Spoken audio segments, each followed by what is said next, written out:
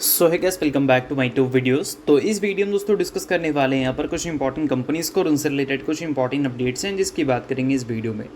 तो चलिए दोस्तों वीडियो की शुरुआत करते हैं। सबसे पहली कंपनी को डिस्कस करते हैं। पहली कंपनी का नाम है टाटा पावर लिमिटेड। बट इसको डिस्कस करने से पहले दोस्तों, अगर आपने अभी तक चैनल को सब्सक्राइब नहीं किया है तो चैनल को सब्सक्राइब करके बेल आइकन को प्रेस कर लो और टेलीग्राम चैनल को भी ज्वाइन कर लो, जिसका लिंक आपको डिस्क्रिप्शन में देखने को मिल जाएगा। और दोस्तों एक छोटा सा डिस्क्लेमर भी रहेगा, जितनी भी कंपनी से रिलेटेड न्यूज़ एंड अपडेट्स हम लोग कवर करेंगे वो सारी न्यूज़ एंड अपडेट सिर्फ और सिर्फ एजुकेशन पर्पज़ के लिए, सीखने के लिए है। तो इसको किसी भी तरह का इन्वेस्टमेंट एडवाइस मत समझना, आप खुद से रिसर्च और एनालिसिस भी कर सकते हैं। तो चलिए अब वीडियो की शुरुआत करते हैं। सबसे पहले बात करते हैं टाटा पावर से रिलेटेड कुछ इंपॉर्टेंट अपडेट्स के बारे में। सो दोस्तों अगर आज के दिन की बात करें तो टाटा पावर आज के दिन आपको काफ़ी ज़्यादा फोकस में देखने को मिल रही थी। फोकस में रहने का सबसे बड़ा रीज़न है कंपनी से रिलेटेड एक इंपॉर्टेंट हमें न्यूज़ सुनने को मिल रही है। अब वो न्यूज़ की वजह से कंपनी फोकस में तो थी, बट एग्जैक्ट वो न्यूज़ है क्या, तो चलिए उसकी बात करते हैं। तो देखो दोस्तों, टाटा पावर को मिल चुका है काफ़ी बड़ा डैमेज इसलिए मिला है क्योंकि टाटा पावर के ऊपर एलिगेशन लगी थी कि क्लेरोस कैपिटल पार्टनर लिमिटेड को उन्होंने डैमेज दिया था। अब डैमेज की भरपाई तो करना पड़ेगा, तो भरपाई के लिए लीगल कॉस्ट और साथ में इंटरेस्ट उनको देना है। किसको? क्लेरोस कैपिटल पार्टनर्स लिमिटेड को। अब ये जो नंबर है वो है $490 मिलियन का। इसको अगर हम करोड़ में कन्वर्ट करें तो $49 करोड़ की बात हो रही है, और इसको अगर हम रुपीज़ में कन्वर्ट करें तो $1 करोड़ में लगभग 85 करोड़ होता है। $49 करोड़ की अगर हम बात कर रहे हैं तो नंबर 4000 करोड़ के भी ऊपर निकलेगा। यानी कि एक काफ़ी अच्छा खासा बड़ा अमाउंट टाटा पावर को एज ए कंपनसेशन पे करना है। किसको भाई? क्लेरोस कैपिटल पार्टनर्स लिमिटेड को। अब ये सारी चीज़ें आपको यहाँ पर मेंशन देखने को मिलेंगी, आप इसको नोट कर सकते हैं। अब देखा जाए टाटा पावर के बैलेंस शीट को, तो फिलहाल कंपनी के जो रिजर्व हैं वो हमें 35,000 करोड़ से ऊपर के देखने को मिलते हैं। बट जब हम बात करते हैं कंपनी के कैश इक्विवेलेंट्स के बारे में, इसको जनरली फ्री कैश फ्लो भी बोला जाता है, तो वो हमें करीब 11,751 करोड़ का देखने को मिल रहा है। तो उसका ऑलमोस्ट 40% या फिर 50%, आप बोलो 50% तो नहीं, 40% ही मानकर चलते हैं, ठीक है। उससे थोड़ा ज़्यादा ही होगा, पर ठीक है 40% लगभग इसको पे करना है। तो ऑब्वियस सी बात है कि ये एक अच्छी खासी बड़ी न्यूज़ हम इसको बोल सकते हैं, और इसी वजह से आज के दिन टाटा पावर आपको फोकस में भी रहती हुई देखने को मिली थी। अब इन सारी चीज़ों के बाद दोस्तों बात करते हैं अगली कंपनी के बारे में। सो अगली कंपनी का नाम है हिंदुस्तान एरोनॉटिक्स लिमिटेड, यानी कि HAL। तो अब दोस्तों वीडियो में आगे बढ़ने से पहले बात कर लेते हैं एक टेलीग्राम चैनल के बारे में, जो कि सेबी रजिस्टर्ड टेलीग्राम चैनल है, जिसका नाम है ट्रेडर पाजी। इनका रजिस्ट्रेशन नंबर आप यहाँ पर नोट कर सकते हैं। 8 साल से भी ज़्यादा का एक्सपीरियंस है इनको ऑप्शन एंड स्विंग ट्रेडिंग में, और 3000 से भी ज़्यादा लोगों को ये ट्रेन कर चुके हैं जो कि ऑप्शन एंड स्विंग ट्रेडिंग में ही है। तो इनके टेलीग्राम चैनल का लिंक आपको डिस्क्रिप्शन में देखने को मिलेगा, जिसको चाहो तो आप ज्वाइन कर सकते हो। अब ज्वाइन करने का सबसे बड़ा बेनिफिट क्या है? तो सबसे बड़ा बेनिफिट ये है कि सेबी रजिस्टर्ड टेलीग्राम चैनल है, तो सेबी रजिस्टर्ड रिसर्च एनालिस्ट के द्वारा जितने भी रिसर्च होते हैं कंपनी से रिलेटेड, वो आपको यहाँ पर बिल्कुल फ्री ऑफ कॉस्ट देखने को मिलते हैं। काफ़ी सारी कंपनी के चार्ट्स को अच्छी तरह से रिसर्च कर आपको अपडेट होता हुआ देखने को मिलेगा यहाँ पर बिल्कुल फ्री ऑफ कॉस्ट। और इनके साथ आपको काफ़ी सारे कॉल्स वगैरह भी देखने को मिलते हैं जो कि बिल्कुल फ्री ऑफ कॉस्ट रहता है। तो ये सारी चीज़ों का अगर आप बेनिफिट लेना चाहते हैं तो लिंक आपको डिस्क्रिप्शन में दिख जाएगा, लिंक के थ्रू जाकर चैनल को ज्वाइन कर लो। सो दोस्तों अगर आज के दिन की बात करें तो HAL आपको फोकस में देखने को मिल रही थी। फोकस में रहने का एक काफ़ी बड़ा रीज़न है। रीज़न दोस्तों कोई ऑफिशियल नहीं है, अनऑफिशियल खबर हमें सुनने को मिल रही है, यानी कि रिपोर्ट के ज़रिए चीज़ें हमें सुनने को मिल रही है। रिपोर्ट ये क्लेम कर रहा है कि इंडिया और US के बीच में 10 साल का स्ट्रैटेजिक डिफेंस एग्रीमेंट साइन हुआ है, और इस वजह से HAL, BEL, BDL ये सारी कंपनी आज के दिन आपको फोकस में देखने को मिल रही थी। अब ये जो 10 साल का बोल सकते हैं स्ट्रैटेजिक डिफेंस एग्रीमेंट जो साइन हुआ है, इसके बदले काम क्या होने वाला है? तो देखो दोस्तों, ये जो टाइप हमें देखने को मिल रही है, ये ऑब्वियस सी बात है कि जो भी डोमेस्टिक कंपनीज़ हैं इन दो कंट्रीज़ की, उनको तो स्ट्रेंथ प्रोवाइड करने वाला है ही, क्योंकि इस टाइप की वजह से काफ़ी सारे काम उनको मिलने वाले हैं। अब देखा जाए तो जो डिफेंस टेक्नोलॉजी शेयरिंग है उसमें ये कंपनी काम करने वाली है। उसके अलावा को प्रोडक्शन मिलिट्री इक्विपमेंट्स में ये कंपनी डील करने वाली है। उसके अलावा दोस्तों जो सप्लाई होता है क्रिटिकल डिफेंस सिस्टम का, उसको इंक्रीज़ करने का भी ये काम करेगी।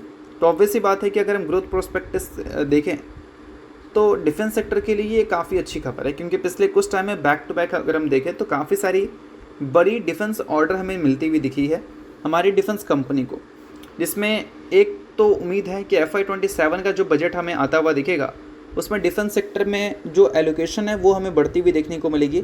इसका मल्टीपल रीज़न है। एक रीज़न तो आप बोल सकते हैं जियोपॉलिटिकल टेंशन है, और दूसरा रीज़न इंडिया पाकिस्तान कॉन्फ्लिक्ट भी आप ले सकते हैं।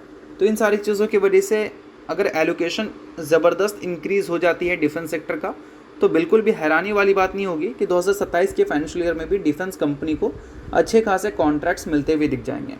और अच्छे खासे कॉन्ट्रैक्ट अगर मिलते हुए दिखें तो वो आप बोल सकते हैं मैन्युफैक्चरिंग सेगमेंट से रिलेटेड भी देखने को मिल सकते हैं।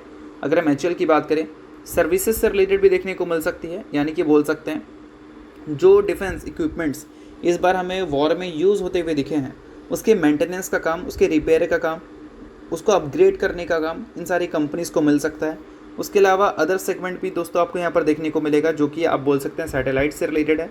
अभी रिसेंटली हमने देखा था सैटेलाइट से रिलेटेड चीज़ें हमें सुनने को मिल रही थी, जो कि गवर्नमेंट प्लान कर रही है, और ये सारी चीज़ें अगर प्रॉपर एग्जीक्यूट होती हैं तो हर 10 सैटेलाइट पे एचएल जैसी कंपनी को 600 से 800 करोड़ के आसपास का एडिशनल रेवेन्यू मिलने वाला है। तो 2027 का फाइनेंशियल ईयर का जो बजट होगा वो काफ़ी ज़्यादा इंपॉर्टेंट होगा, और उससे पहले कोई कंपनी फोकस में रहे ना रहे, डिफेंस सेक्टर ज़रूर आपको फोकस में रहता हुआ दिखेगा। तो इस चीज़ को थोड़ा ध्यान में रखना। बाकी हाँ, इसको रिकमेंडेशन की तरह मत लेना। कहने का मतलब ये कि सिचुएशंस को अगर हम देखें तो आगे चलकर जो बजट में एलोकेशन है वो डिफेंस सेक्टर को बढ़कर मिल सकती है। ऐसा हम बाहर की कंट्री में भी देख रहे हैं, और हो सकता है कि ये सारी चीज़ें हमें इंडिया में भी सुनने को मिले। तो चलिए इसके अलावा बात करते हैं अगली कंपनी के बारे में, जिसका नाम है KPIT टेक्नोलॉजीज लिमिटेड। बट इसको डिस्कस करने से पहले अगर आपको वीडियो अच्छा लग रहा है तो वीडियो को लाइक कर दो, चैनल को सब्सक्राइब करके बेल आइकन को प्रेस कर लो, और टेलीग्राम चैनल को ज्वाइन नहीं किया अगर आपने अभी तक, ज्वाइन कर लो, लिंक आपको डिस्क्रिप्शन में दिख रहा होगा। अब दोस्तों KPIT टेक्नोलॉजी की बात करें तो हाल ही में इसने जो Q4 के रिजल्ट हमें शो किया था, उसमें कंपनी के जो ग्रोथ रेट थे वो नो डाउट सबसे डिसअपॉइंटिंग हमें देखने को मिली थी अगर हम पिछले कुछ सालों की बात करें। अगर देखोगे 2022 के फाइनेंशियल ईयर से अब तक, तो सबसे स्लोएस्ट ग्रोथ कंपनी ने जो रिपोर्ट की थी वो ही Q4 में रिपोर्ट की थी, जो कि करीब 16% के आसपास का था। पिछले 3 साल से कंपनी ने कभी भी ईयर ऑन ईयर बेसिस पर अपने रेवेन्यू में 16% की ग्रोथ नहीं दिखाई है। और ऐसा ग्रोथ अगर कंपनी ने रिपोर्ट किया है तो इसका एक काफ़ी बड़ा रीज़न है कि ऑटो सेक्टर में एक स्लोडाउन हमें देखने को मिल रही है, जिसकी बातें तो हम काफ़ी पहले से सुनते हुए दिख रहे थे, बट अभी के टाइम पे जो ऑटोमोबाइल कंपनीज है उसके नंबर में भी ये सारी चीज़ें दिख रही हैं। अब जब किसी सेक्टर में एक स्लोडाउन देखने को मिल जाता है कोई भी रीज़न से, तो उस सेक्टर में जो R&D में स्पेंडिंग होता है, यानी कि रिसर्च एंड डेवलपमेंट में, वो भी हमें कम देखने को मिलता है। और R&D में अगर ऑटो सेक्टर स्पेंडिंग कम करेगी तो अल्टीमेटली KPIT जैसी कंपनी जो कि ऑटोमोबाइल कंपनीज़ के लिए सर्विसेज का काम करती है, तो इनको भी कम कामकाज मिलेंगे। और इस केस में क्या है कि कंपनी के जो नंबर्स हैं वो हमें वीक परफॉर्म करता हुआ दिखेगा, जो कि पिछले कुछ टाइम में परफॉर्म करता हुआ दिखा भी है। बट अभी क्या है कि टैरिफ की वजह से, ग्लोबल अनसर्टिनिटीज़ की वजह से आपको इन कंपनी की तरफ से कोई गाइडेंस भी आता हुआ देखने को नहीं मिला, क्योंकि बड़ी बड़ी कंपनीज परेशान है इस टैरिफ के वॉर की वजह से। तो इन सारी चीज़ों की वजह से उम्मीद है कि फर्स्ट हाफ में कंपनी के जो नंबर्स हैं वो हो सकता है कि कुछ खास हमें अच्छे देखने को मिले नहीं। और कुछ ब्रोकरेज हाउस की कमेंट्री हमें ये देखने को मिल रही है कि यूरोपियन यूनियन और US के बीच में जो ट्रेड डील हुआ है वो एक तरह से बोल सकते हैं पॉजिटिव रह सकता है KPIT टेक्नोलॉजी जैसी कंपनीज़ के लिए, क्योंकि इससे क्या है कि R&D में स्पेंडिंग इंक्रीज़ हो सकती है जो भी ऑटो OEM कंपनी है उनके लिए। और दोस्तों अगर बात करें KPIT टेक्नोलॉजी की, तो नियर टर्म में इनके तरफ से स्टेटमेंट आया है कि कोई भी मेजर डील क्लोजिंग हमें देखने को नहीं मिल रही है। और अगर हम बात करें 2026 के फर्स्ट हाफ की, तो कंपनी का जो रेवेन्यू ग्रोथ है वो हमें मॉडेस्ट देखने को मिलेगा, यानी कि बोल सकते हैं डिसेंट देखने को मिलेगा।